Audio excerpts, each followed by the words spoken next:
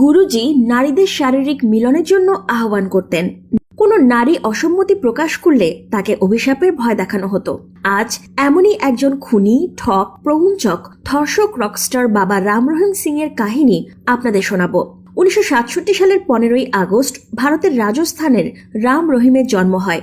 মাত্র 23 বছর বয়সে রাম রহিম ওই আশ্রমের গুরু হিসেবে দীক্ষিত হন। তারপর তাকে ডেরার প্রধান করা হয়। এরপর আর সে পেছনে ফিরে তাকায়নি। হাই স্কুল পাশ না করা এই বাবা খুব দ্রুত তার বুদ্ধিমত্তার সাথে নিজের ক্ষমতা বাড়াতে থাকে। সেই সাথে বাড়তে থাকে তার অপকর্ম এবং ভণ্ডামির ধারাবাহিকতা। প্রায় 800 একর জমির মাঝখানে আয়নায় মোড়া এক অতীব বিলাসবহুল রাজপ্রাসাদ। গুরুজির দুটো বিশাল বড় বেডরুম পুরোটাই সোনা দিয়ে মোড়ানো। দামি আসবাব, সোফা পর্দায় সাজানো। তার গ্যারেজে 100টি বিলাসবহুল গাড়ি। বাবার গুহায় প্রবেশের অধিকার রয়েছে মাত্র কয়েকজনের, তাও আবার আঙুলের ছাপ এবং চোখের রেটিনার সাথে ম্যাচ করলেই ভেতরে যাবার অনুমতি পাওয়া যায়। দেশে বিদেশে এরকম 46টা আশ্রম রয়েছে তার। রাম রহিমের অসংখ্য কীর্তি রয়েছে। গুহায় তাকে ঘিরে থাকে বাছাই করা 294 জন সুন্দরী শীর্ষা। এখানটাকে বলা হয় পরিলয়। বাবা রোজ রাত 10টায় অল্প বয়সী মেয়ে চেয়ে ফোন করত প্রধান সাথীর কাছে। তার বিরুদ্ধে রয়েছে ধর্ষণ, খুন, চাঁদাবাজি, পুরুষাঙ্গচ্ছেদ, পর্নোগ্রাফির পাঠ শেখানো, শিশু নির্যাতন ইত্যাদির অসংখ্য অভিযোগ। কি না হয় বাবার ডেরায়!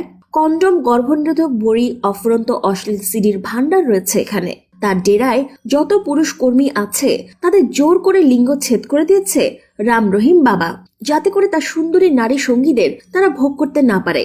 1999 থেকে 2002 সাল অবধি প্রায় 500 মহিলা ভক্ত ডেরা ছেড়ে চলে গিয়েছে মূলত রাম রহিমের যৌন নির্যাতনের কারণে।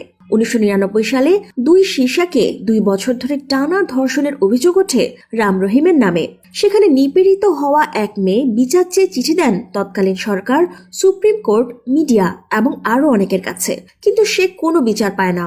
অবশেষে রাম রহিমের ব্যাপারে প্রথম ধর্ষণের অভিযোগ প্রকাশ্যে জনগণের সামনে তুলে ধরেন একজন সাংবাদিক, রামচন্দ্র ছত্রপতি।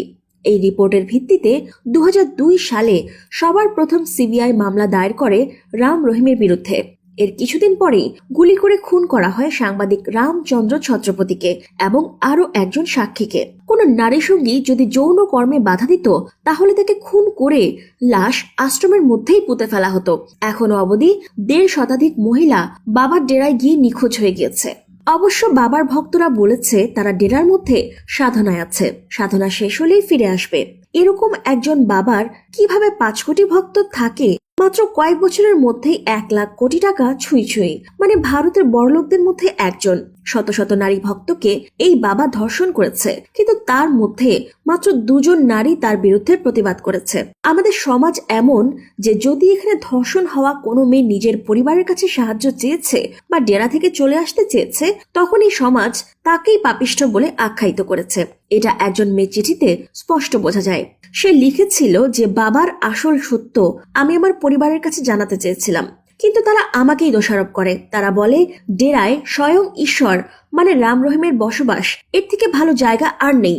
শেষ অবধি মহারাজের সব আদেশ সেই মেয়েটিকে পালন করতে হয়েছিল, কারণ সে অসহায় ছিল। এসব ভণ্ডদের এত ক্ষমতার কারণ হলো ভোট ব্যাংক। সেই জন্য রাম রহিম ভণ্ড জেনেও সরকার থেকে শুরু করে মন্ত্রীরাও পদধূলি পেতে লালায়িত। সেই জন্য ধর্ষিতা নারী বিচার চেয়ে থানায় অবধি যেতে পারে না। প্রধানমন্ত্রী, মানবাধিকার কমিশন, রাষ্ট্রপতি, সিবিআই এর কাছে বারবার কেস দাখিল করতে হয়, আর বিচার পেতে হলে সময় লাগে 17 বছর। রাম রহিমের কুকীর্তি ফাঁস করা সাংবাদিকের খুনের বিচারের নামে চলে প্রহসন। এই কারণে ভণ্ড ধর্ষক বাবা এত ভিআইপি জেড প্লাস সিকিউরিটি পায়। ভারতের মাত্র কয়েকজন এই রকম সিকিউরিটি পায়। মাত্র কয়েক বছরে কিভাবে 1 লাখ কোটি টাকার মালিক হলো তার হিসাব আয়কর বিভাগ জানতে চায় না। এত কুকর্মের পরও যখন রাম রহিমকে গ্রেফতার করা হলো, তার মাত্র কয়েক ঘন্টার মধ্যেই পুলিশের সাথে তার সমর্থকদের দাঙ্গায় মারা যায় 42 জন।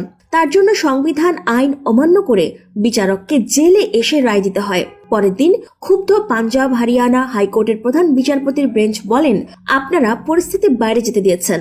ভোট ব্যাংক টানতে এটা রাজনৈতিক সমর্পণ। ভারতে এমন 12,000-এর বেশি গুরু বাবা এবং তাদের ডেরা রয়েছে। তাদের সম্পদের পরিমাণ প্রায় 50,000 কোটি টাকার উপরে। তাই গুরুজি রাম রহিমের ভণ্ডামি শেষ হলেও সমাজের পরিবর্তনে বিশেষ কোনো সম্ভাবনা নেই যদি মানুষের মন মানসিকতার পরিবর্তন না ঘটে। তো বন্ধুরা, আশা করি ভিডিওটি দেখে অনেক কিছু জানতে পেরেছেন। এরকম আরো মজার মজার সব নতুন ভিডিও পেতে আমাদের সাথেই থাকুন। ধন্যবাদ।